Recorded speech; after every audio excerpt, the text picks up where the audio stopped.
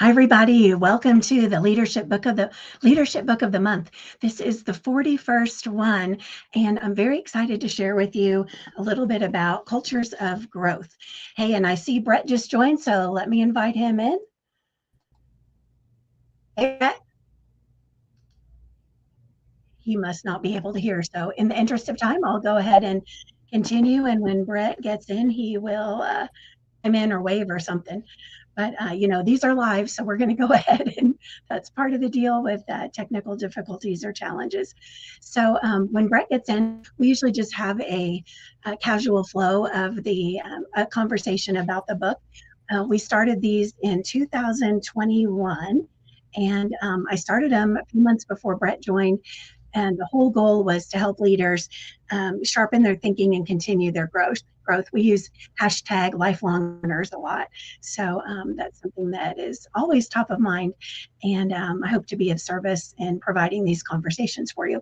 So it's not a book review. It's more of a conversation of how leaders can apply it. Hey, are you there? I can hear you. Brett's not hearing us, so we're going to go ahead and continue on. So today's book it's called Cultures of Growth, How the New Science Mindset Can Transform Individuals, Teams, and Companies. And it came out just last year in 2024. And the author worked with 𝗕𝗪𝗢𝗪𝗡, who you might know wrote the book Mindset, and she kind of popularized the science of mindset. So Mary C. Murphy worked with her at Stanford University and continued that mindset research and applies it to organizations and organization mindset. Company culture, something I've studied and been a trailblazer in for more than 20 years, isn't just about values on a wall. It's reflected in how a company behaves every day and how decisions are made, how people are treated, and how leaders lead. And all of that is like a catch-22 because all of that affects the individuals and that affects their performance, which affects the company and how everybody behaves and the results and everything. So very interesting research that she's done on that in the last couple of years. So let me just tell you a bit about her. Brett, are you there yet? I'm here. Oh, all right. Welcome in. Thank you. A little technical difficulty getting online today. Yay. Well, I'm glad you made it in. I was just going to do the introduction of the author, and then we can dive into the book. Yeah, let's go. Yeah. So the author I mentioned worked with 𝗕𝗪𝗢𝗪𝗡, and that was in at Stanford. She is the endowed professor of psychological and brain sciences at Indiana University. Go Hoosiers! She's also the founding director of the Institute on Diversity at the Center for Advanced Study in Behavioral Sciences at Stanford University. And she also founded Equity Accelerator, a research and consulting organization that works with schools and companies to create more equitable learning and work environments through the social and behavioral sciences. She's had clients that include Google, Microsoft, Shell, and many others. And one thing I really liked about the book was many examples. So it's the style that we like in sharing so much research and then the application of it in examples. I didn't find anything that said she had led a company or led a corporate role other than starting a consulting firm to bring her research into companies. But so we make an exception for her for this book. So in your workplace, is the growth mindset a principle or just a platitude on a poster? Let's dive in. So the main thing she talks about is the difference between the growth mindset and a fixed mindset when it comes to company culture. So if you've read 𝗕𝗪𝗢𝗪𝗡𝗪's book or studied that at all, the fixed mindset is believing in the abilities, the talents that are, they don't change. You just are what you are. Sometimes I hear people talk about that when it comes to leadership. You're either a leader or you're not. And people with a fixed mindset, they're more comfortable with what they know. And so they don't take risks as much. They take things personally and they focus on proving themselves. She uses the term the genius culture versus the growth culture. And the genius, you think it's a compliment, right? Didn't you at first? Well, you do. after you read it and you understand the perspective of it and how she approaches it, yeah, you view it a little differently. I Yeah. think the genius culture that she speaks to, though, it's very individualist. I mean, you're really talking about the individual. They talk often about bosses and CEOs that go out and create that culture of genius, and they go out and hire rock star people and they develop a pool of talent around them. But the sense you get is that team, that particular environment, they never really evolve. They don't have the mindset or the ability to actually evolve as a team, evolve as a company, and then I think more importantly, develop or evolve their direct reports and their subordinates. Mm-hmm. I've seen it happen so many times over my career, and not knowing that's, or the research is new on it, but not knowing that's the common outcome that she finds. And the genius culture, she talks about it as they hire a superstar who's the genius. So a lot of the tech companies are modeled like that, and then the whole focus on those is performance and winning, and it's about the outcomes and the results. And Well, just she think speaks about to it extensively where she said she can pick it out even in seeing a job posting. oh And what yeah are the KPIs and what are the things that you're actually desiring in your job posting. yeah Obviously she did a tremendous amount of research, but there are trigger words and keywords that she literally can pick out about the company, either in their annual report or in their job postings. She speaks extensively about law firms, accounting firms, agencies. Those types of structures, those types of environments are prone to that culture of genius mindset. Mm-hmm. And I do the same with company mission statements, their values, their website. I do it in my culture assessment work. I do a digital audit, and I can tell by their reviews on Glassdoor, and by their responses to those reviews, by how their executives post. And yeah, there's all kinds of Cues on, that's what she calls it. Yeah. Well, one of the main points I thought was interesting at the very beginning, she's talked about the fixed versus growth mindset. And even the way we're talking about it, obviously we think growth is better, but it's hard to be that all the time. And so she said it's not one or the other, it's a continuum. And so to recognize where you are on the continuum and what causes you to be more growth or more fixed. And so did you have any thoughts about that continuum? Was that new to you? Had you thought about that before? Well, I thought it was, you naturally think that you're a glass half empty, glass half full, which is kind of how I always think of the growth fixed mindset. My daughter actually introduced me to 𝗕𝗢𝗢𝗢𝗏𝗏𝗏's book 10, 15 years ago. She was in high school and came home and said, Dad, she knew kind of how I operate. She said, you need to read this book. And I read it.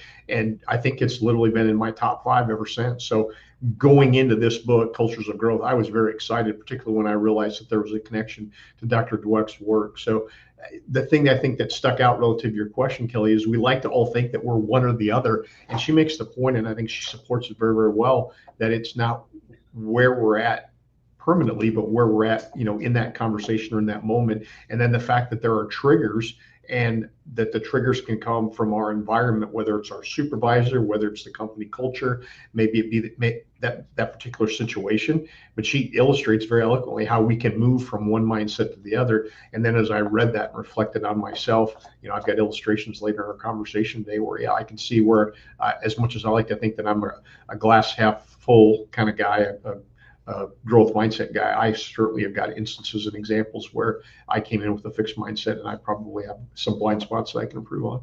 Yeah. And I think those blind spots can be the different types of situations that we're in. And, if we've done the exact same thing before, but a lot of times we're not doing the exact same thing all the time. So recognizing how we're responding. I think, doesn't she use the phrase of like, I already know that, or I think it's like, well, it's actually the term, and I actually had that written down. She used the term learn it all versus a know-it-all. A know-it-all, obviously, being the cultures of genius. Hey, I know everything. I'm a rock star. Versus a learn-it-all, where you say, you know what, I don't know everything, but I'm at least willing to learn, and I'm willing to put myself into difficult, challenging, and uncomfortable situations, because in those situations, that's when I'm going to grow.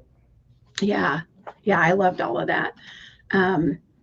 let's see, the other one I thought was interesting, well, we kind of got into it already, was the shifting our mindset, that it will change whether we're doing it on purpose or not. And sometimes we're not aware that the mindset is shifted, and that's what's causing our conversations to go a certain route. So what do you think is the impact of a fixed organization on a company, if they're fixed mindset as an organization? Well, and she talks about that relative to productivity. She even talks about how it can have an impact on your bottom line. I think it speaks as much to anything to culture, and it's a top-down thing. I mean, culture and mindset and how we treat one another, more than anything, that's a top-down thing. She talked a lot about innovation and collaboration, and those are two things that kind of stuck out to me. And as I read through the material, I started to ask myself, could you actually build a performance plan where you could give positive or negative feedback to somebody throughout the course of the evaluation period on how well they innovated and how well they collaborated. And you think about people that by definition don't work. Now, I don't want to say they don't work well with others, but they have a tendency to work in a vacuum, work in a silo, maybe don't bring other people into their decision-making process like they would like. And she talks extensively about how high-performing teams have a high level of collaboration as well as a high level of innovation. And again, thinking of myself, I said, I think I'm pretty good at that, but I can definitely get better. But yeah, those are two things that really jumped out to me, I think, in a big way, were opportunities to both collaborate and innovate. And then I started to say, okay, how do I pull more people on the team into those projects and into those decision-making moments? Yeah, and I think the outcome of that is if they can learn more, so they grow and they'll be better on future projects, but also they bring their experiences, which are different than other people's. So you get different creative solutions and different pace of work even. I don't recall that she talked about pace of work, but that's something that I know, that I recognize in their energy. And well, it's commonly accepted, right, that collectively we make a better decision than somebody making a decision on their own, or you may get a different perspective, or you may consider things that were unaccounted for originally. Yeah. She did talk about performance reviews, and that's something that comes up a lot with culture. And 25 years ago, Jack Welch, that model of the stacked performance reviews and the stacked grading, I never liked that. I did not agree with that philosophy at all whatsoever. But finally, now companies are getting rid of that and creating different performance plans and processes. But she talked about how companies, the growth ones that focus on high performance only, they would say that they're going to evaluate somebody on their collaboration or on their innovation. But then what they're really looking at is how did they act in the meeting, or the biases that come in. So I don't need to go through the whole thing, but the biases that come in, and that this is my buddy, so I'm gonna, of course he was collaborative, he's my buddy, when that might not be the real performance. So how you implement that growth mindset and then evaluate it, that's going to be key. Yeah, the book's broken up into a couple different sections. I spent most of my time in the back half, which she called mindset triggers, and which you're speaking to, I think resonates with this idea of critical feedback, which is one of the triggers. And then you get into this conversation about performance appraisals and things. And that was kind of where I was going when I was making the conversation. Imagine how you feel or what your mindset is going into a performance review, either as the reviewer or as the reviewee. And I kind of put myself in, at least philosophically, in a position of being reviewed. And then I said to myself, as I'm going into that engagement, am I going in with a fixed mindset or a growth mindset, a culture of growth or culture of genius?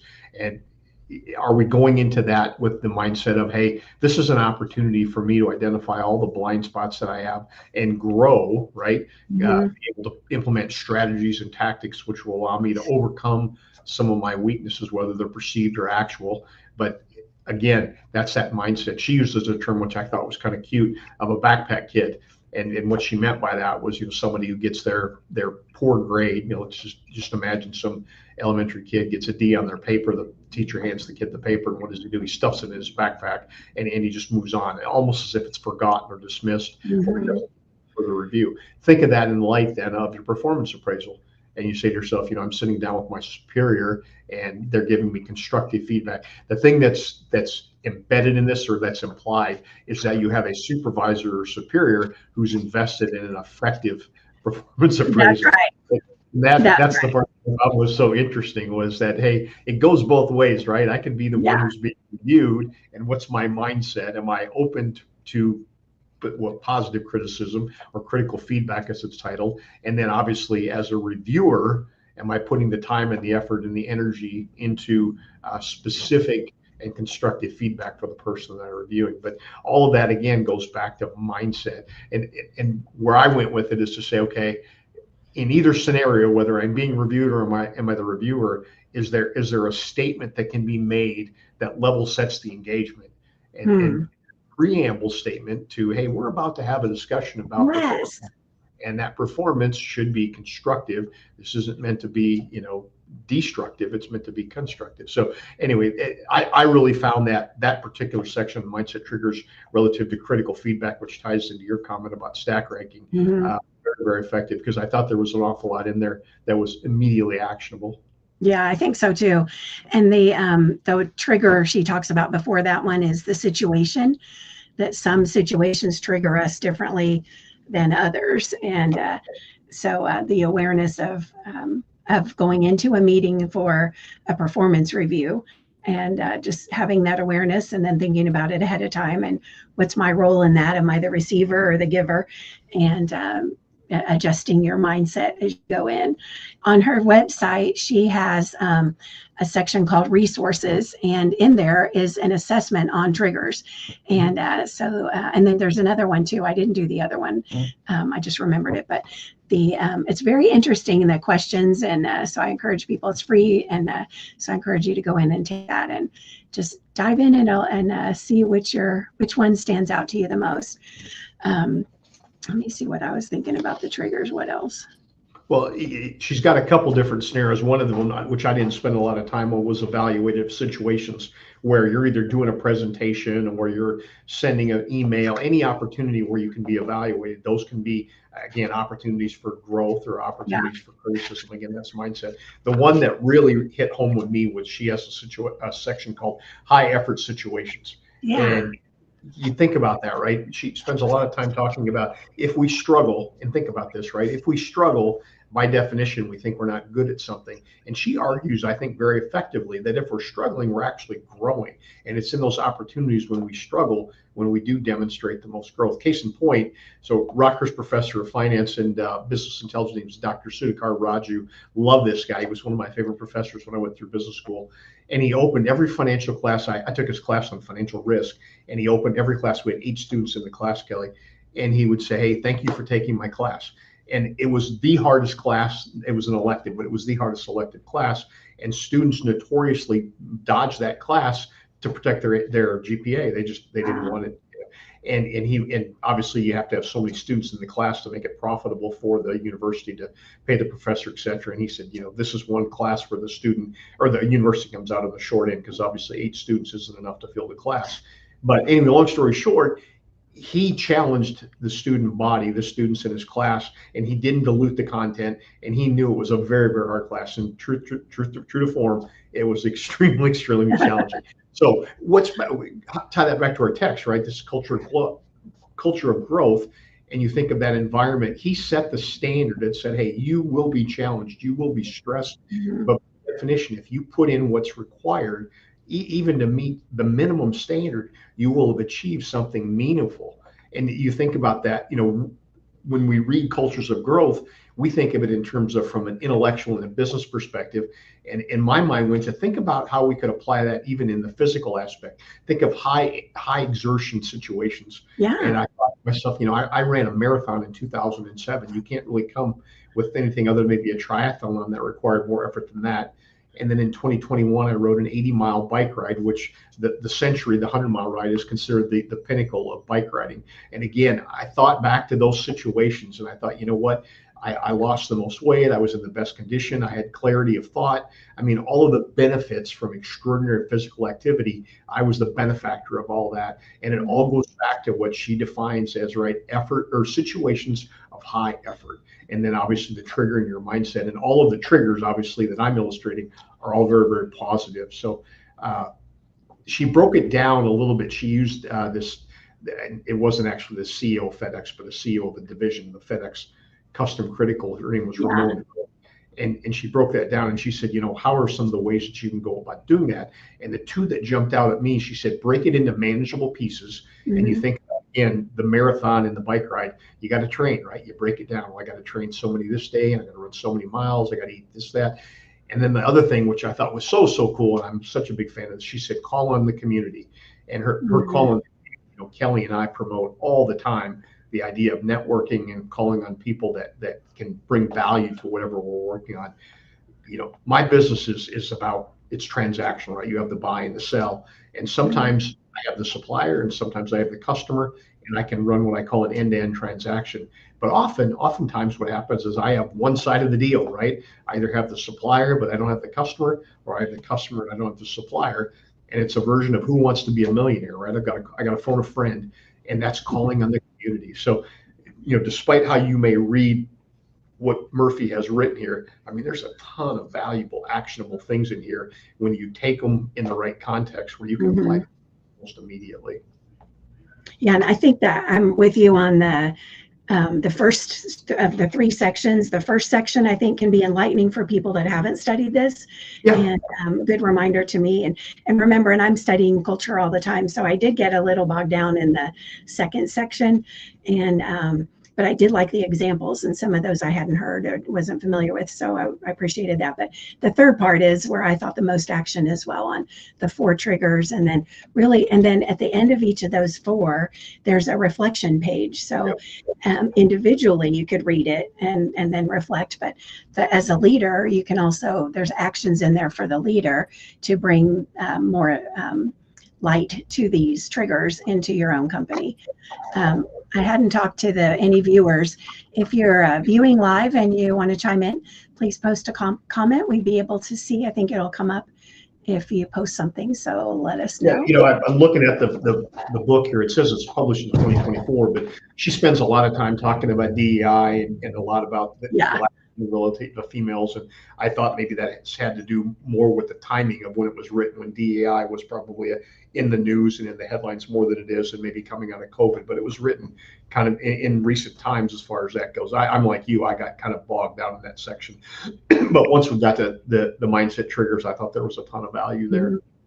And on the DE&I part, to me, the point is so obvious that that you need diversity. She talks about specifically, if you're going to open a new market, Taco Bell went into Mexico, and their ads and stuff were all talking about, we're bringing the American menu. Right. People in Mexico don't want the Taco Bell they don't want Mexican food from the United States. So they made a big mistake. McDonald's, on the other hand, probably did that early on, but we didn't have social media at the time. So they have different products in different countries because that's what serves them. So I think we can get bogged down and biased in our own thinking, which is a fixed mindset. And then we can miss because we're not open to DE&I, or we give it the minimal amount of effort instead of seeing the real value there of the contribution of the creativity and the ideas and all of that. One other thing about the high effort situations, or 2 things, she talked about the duck syndrome. I think we've talked about that before, but if you have that high performing fixed culture, the genius culture, all those high performers, they're really freaking out about having to maintain that. And so they're expected to be like a duck gliding across the pond, but underneath they're paddling like crazy. And but they can't show anything's wrong, so they can't ask the community, they can't admit and take a step back, and that often leads to failures of products, and some are well known. pressure on them. And then when the genius does get the growth mindset, they realize they're not going to grow at this company, so they leave. After all that, they end up leaving anyway. Just so interesting to me. Well, and she uses examples of what's going on at Stanford, and the part that killed me, was somebody putting a poster on their ceiling saying, "While you're sleeping, somebody else is getting ahead." I mean, talk about pressure, and there is a lot of pressure. Don't get me wrong. I mean, academic and some of it, I suppose, is a result of the stack ranking and how people are organized or bracketed by GPAs. There's pressure, but I don't see academic completely abandoning that anytime soon. But she did it, given that she probably works in academics with her background in that, I can see how that could go in. Was it from Stanford where she talked about the rankings of the professors, or was this in a company? I think it might have been at the university where they, for their annual performance review, and they all get ranked, but the raises were 1 or 2%. So they go through this whole rigmarole of a whole system, and then they post the rankings so everybody knows what the rankings are.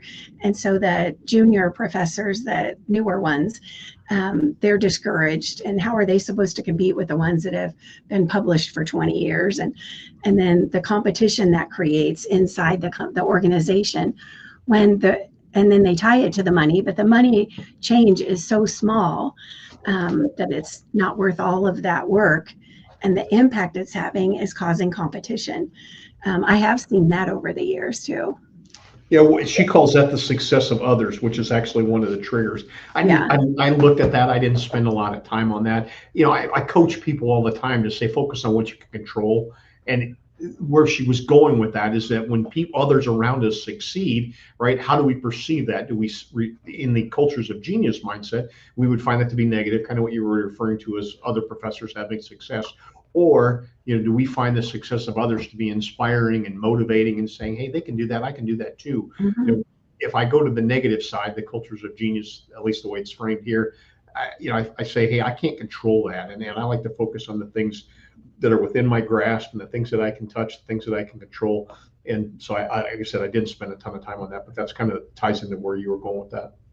And it would be good for you to be aware of it, because one of the applications of leadership that I thought of for this book is self-awareness, which we've talked about, our own blind spots, but then also recognizing the situations and the triggers for others, so that that we can get them out of some of those. So even if that success of others doesn't impact you, it might impact other people that you're around. Yeah, completely agree.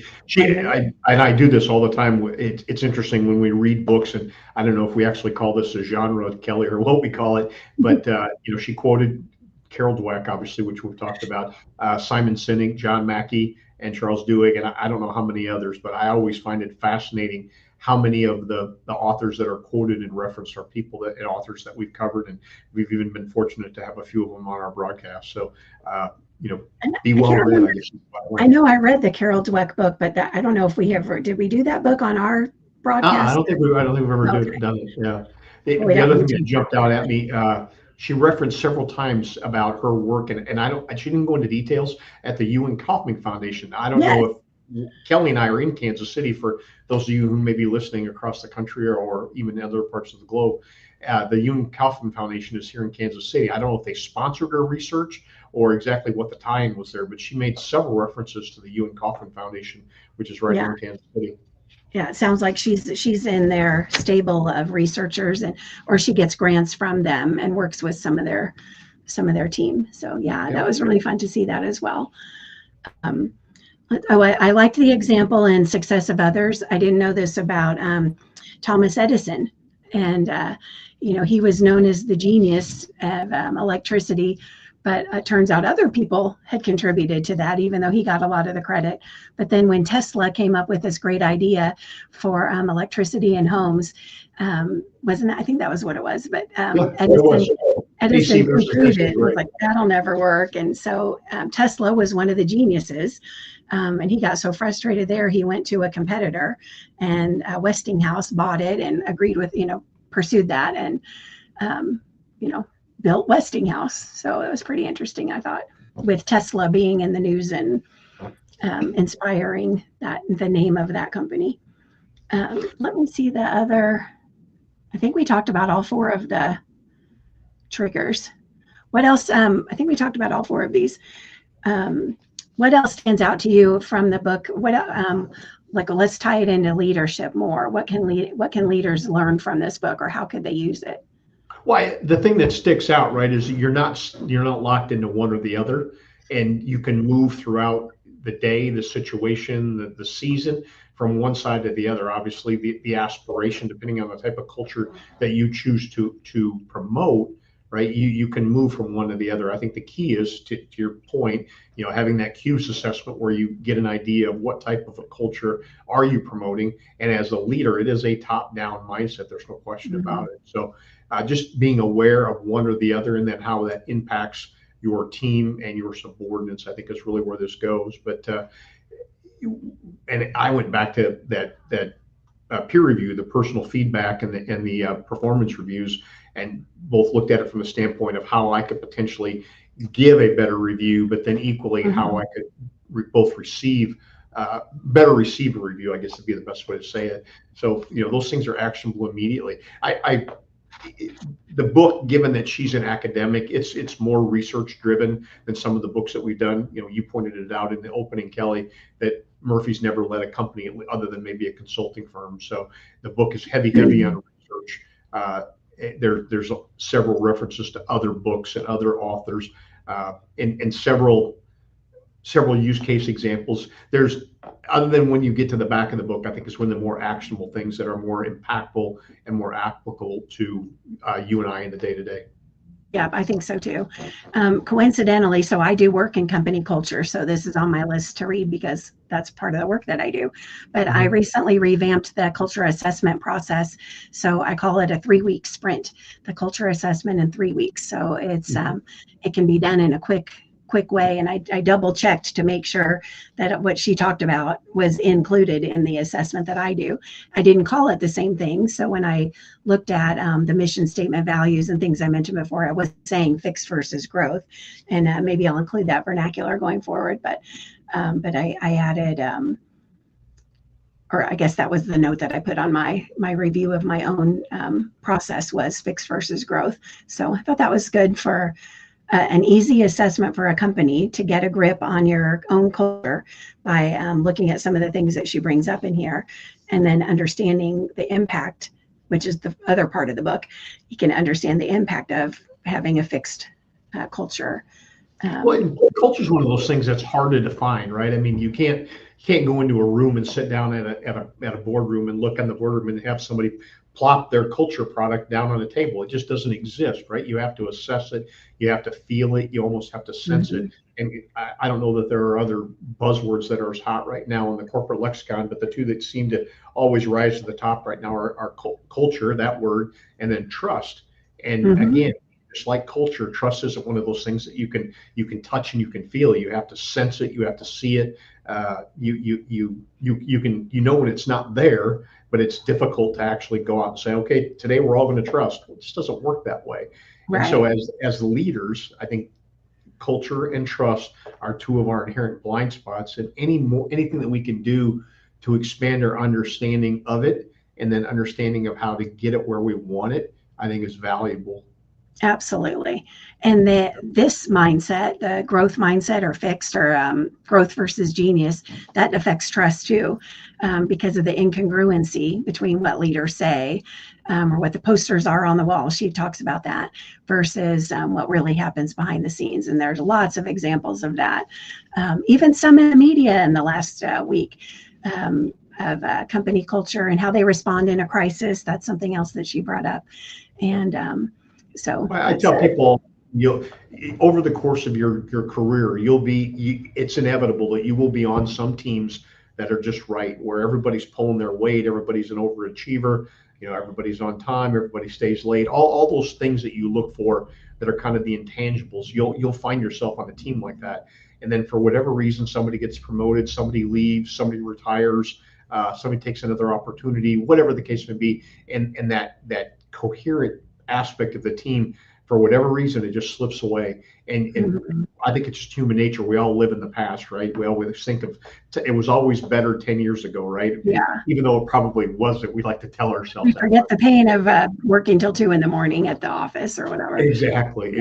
But it's one of those things, and culture and trust just kind of feeds into those things. My whole point is to say, hey, we have to be deliberate about understanding how we got there, right? Yes. How did we put that team together? How did we build that cohesive workspace? How did we develop culture? How did we acquire trust?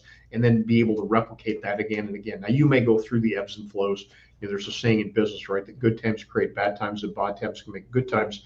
And the good times never last forever. It's inevitable. Our goal should always be as leaders is to implement process, implement culture, fall back on trust, so that when we do encounter rough waters, which we will, right, that they're not as rough as they possibly could be. And that when you try to replicate it, you need to be aware of the situation, the people there now, and what else is happening in the environment, in the market, with your customers. And because you can't do the exact same things that worked 5 years ago are not going to work now. You have to be able to assess the situation too. And one of the mistakes a lot of companies make is resting on their laurels, that they get successful and they think that'll last forever. They have a great team and they take it for granted, and they don't share feedback or give growth opportunities, and then the team ends up leaving. So you have to be intentional about it all the time. That's probably a good takeaway from this, and it has tools in here, a couple tools to help you be intentional about it. And then, so in addition to the sprint, I want to mention to our listeners that and we do this every month. Even longer than this, I've been leading Culture Matters every month, and that's a monthly Zoom. It's not live, it's not aired or anything, but a Zoom meeting where we talk about things related to culture. And it's the second Friday every month, and it's our third, I can't remember, but the next one coming up, I don't have the date in front of me, is on culture beyond the poster. So just exactly what we talked about in this book. So I'll put the link to it in the comments. So if anybody is interested, it's free. Sign up and you can come and talk with other people from around the US and often from other parts of the world come and have a great conversation about culture and how we can influence it from whatever we do. Well, let's summarize. What's your main takeaway? And then before we go, I had two quick updates. I know I was a little late to the call, but they're hold on. But let's wrap up this book first. Okay, no, I do like the book. I don't think it's for everybody. Some of the books that we read, that we cover, I just think everybody can benefit. I think this is really one that's specific for leaders. I mean, if you're a junior manager, this one might be a little too lofty, a little too weighty, a little too academic. I think this one is definitely for senior leaders and executives is where I would focus. I definitely think it's worth reading, again, for all the reasons that we talked about, for the focus on culture and the focus on trust. And I think this speaks to that. But again, this is one that I don't think is necessarily for everybody, like some that we've covered. Yeah, I agree with that. And I do think that anybody could read it, but if you can't, I think people could spend their time elsewhere and put it on their list to read in a few years if you're running a company or in that type of a role. I agree with you on that. If you had to read one or the other, right, would you start with Dr. Dweck's mindset, or would you start here? The two are very closely related, and if I could give anybody coaching, if you hadn't read mindset, I would definitely start there, because so much of this is nothing more than an extension. Think about it as a graduate research project or a PhD dissertation that's an extension of Dr. Dweck's, kind of groundbreaking and foundational work on mindset. Yeah, I could totally agree with you. Yeah. In sync on that. Okay, what's your update? Well, yeah, thanks. I appreciate a few minutes here. So we hosted a group of 20-something young adults, over the last month since we met last time. And inevitably, we sit around and we're just talking and doing what we do. And it always gets back to this reading list and then this conversation. And so, hey, it's what books have we covered? And some of them have actually seen some of our broadcasts. And I was pretty impressed by how many of them have read a few of the different titles that we cover. So that was kind of cool. Good. All right. Yeah. And I've just seen this playing out time and time again. And for many of you that have followed us, you've heard this, right? People are open and willing to invest in themselves, but there's just this apprehension of risk of, hey, if I'm going to invest, I don't know what it takes to read a book. I've never sat down and said how many hours it takes to read, X amount of words. But hey, I want to know that Bret and Kelly said this book is worth reading. And that's really a lot of the value of what this podcast does, is saying, hey, just like we talked about, Kelly asked, hey, would you recommend or suggest this book? Well, it depends, right? The classic lawyer response. If you're a C-suite executive or a senior manager, yes. If you're a junior level, entry level manager, and maybe you've never read Mindset, no. So I think that was my first thing. And I think that it's just interesting. And this happens to me so much, where the books that we read, the topics we cover, these broadcasts, these conversations where people want to have a meaningful and engaged conversation. Now, as I was preparing that, I said to myself, they may go buy the book, because they feel good and they think that buying the book represents who they are. They've actually got to spend the time and read the book, right? It's kind of like buying a gym membership and never going to the gym, right? You better read the book. So there's a takeaway. The second one, which is even more fun, I had an opportunity to go to Boston this last month, and I kind of weaved in some business with some pleasure. And I tell you what, Boston is a phenomenal city. The history, the culture, the food. I mean, Boston has it all. Now, it's expensive, don't get me wrong, but just a wonderful time. So if you're in Boston, right, and you guys know me, I had to go to Harvard. Oh my gosh. Oh, yeah. Walk through Johnston Gate and think of all the people that have walked through that and walked the Harvard. There's a monument of John Harvard, the founding, obviously, Harvard, and his shoe, and I think it's a copper or brass statue, has been just rubbed clean because everybody took a picture with their hand on his shoe. And oh my gosh, my daughter came with me, Brooklyn, and she said, where do you want to go? What are you going to do? And I said, I don't care if we do anything, but we got to go to Harvard. So we did. And it was so fun. So usually, colleges, universities have a union, and that's where you go. Harvard has what's called the Coop. So their bookstore is affectionately called the Coop. And by definition, it's got some branded apparel, but it's largely books. And so my daughter Brooklyn reads about as much as I do. And we went table by table by table and pointed at all the books that we'd read. And then we found a few that we wanted to read. Brooklyn put some on her Kindle. It's called TBR, to be read. But oh my gosh, it was fascinating. And to think that we geek out in a bookstore for an hour looking at books, it was just so cool. Oh, I love it. We went to the Boston Public Library, and oh my goodness, I mean, it was just awing. The marble, the architecture. That was beautiful. Huge reading room, which I think has been in several movies, where just table after table after table with these little green lights on them, and all these people are sitting there reading, and just to be surrounded by like-minded people who find value in reading, just sitting, in a quiet place in, quiet thought, reflection, reading something. I was just so moved. I had goosebumps. I could go on and on and on. But what a wonderful week. The other part about Boston is there's a bookshop and a coffee shop on literally every corner. So those are things that crank you on. Man, I tell you what, find some time to go to Boston. I love it. Okay, that's pretty funny because we just booked a trip in October for Boston. You did? Yeah, my family's from there, so we'll go visit family, but we'll spend some time around there and go to New Hampshire and Vermont and Maine too.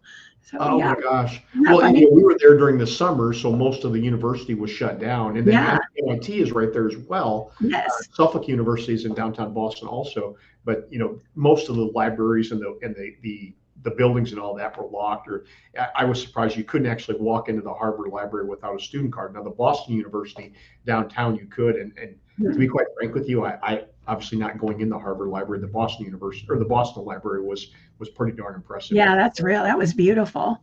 Oh my gosh. We went to K-State recently too. So we went to Manhattan, Kansas, because we'd never been there. So walked around that campus, and there we went into the art gallery and enjoyed being in their art gallery and geeking out on art, and then by the football stadium and all. So it was, love the academic setting. And of course, Rockhurst, nothing like that too. So. Well, the thing I couldn't get over walking in the Harvard Yard and the Johnston Gate and all those landmarks was, they've been in a lot of movies, but then I just started to think, that university's been around for almost 300 years. And the leaders, the CEOs, the presidents, people from across the globe that have literally trod those exact same sidewalks. It was just really, and then I won't even get into all the history in Boston. I'll leave that for another conversation. But for all of those out you who are considering a family trip, and if you share common values with Kelly and I, give Boston some thought. And shout out to all of our friends that went to those schools that you mentioned. So we have friends that went there. So shout out to all of them. We had a lot of shout outs in this this one today. That was pretty cool. Thank you so much. I'm glad it worked out that you made it. And thank you to everybody who watches live or who watches the recordings. We will be back August 28th. And this time our book is from the Arbinger Institute, Leadership and Self-Deception. The Secret to Transforming Relationships and Unleashing Results. I read that probably 10 years ago or 15 years ago, and fantastic. So look forward to rereading it and having a conversation with you about that next month. Very cool.